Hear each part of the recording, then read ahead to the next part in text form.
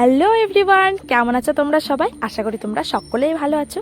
তো আজকে অনেক দিন পরে তোমাদের সঙ্গে একটা ব্লগ শেয়ার করলাম। তো চলো, ব্লগটা কেউ স্কিপ করবে না, পুরোপুরি দেখবে। আর কেমন লাগছে অবশ্যই কমেন্ট করে জানিবে।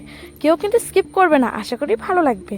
তো চলো ভিডিওটা স্টার্ট করলাম। তো এই যে দেখো, আমার মেয়ে আর আমি দুইজন মিলে চলে এসেছি আমার মায়ের বাড়িতে।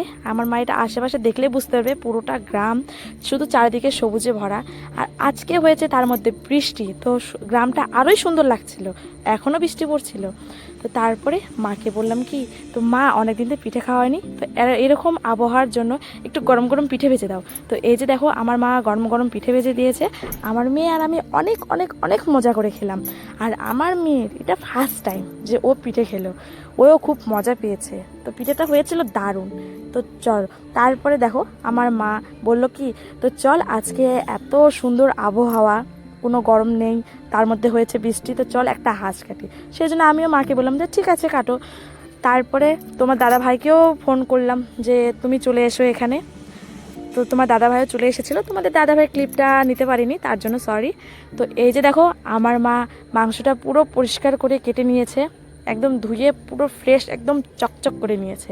তো তারপরে যে দেখো, মাংস পেঁয়াজ রসুন যত যা মাংসতে লাগে সব কিছু কুকারের মধ্যে দিয়ে দিয়েছে।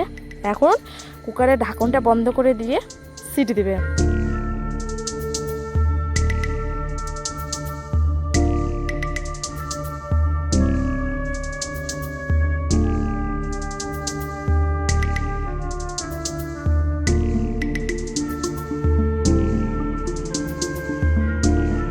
তো এই যে দেখো, সিটি দিয়ে দিয়েছে আর আমাদের মাংস কমপ্লিট। আর খাওয়ার ভিডিওটা নেক্সট ব্লগ।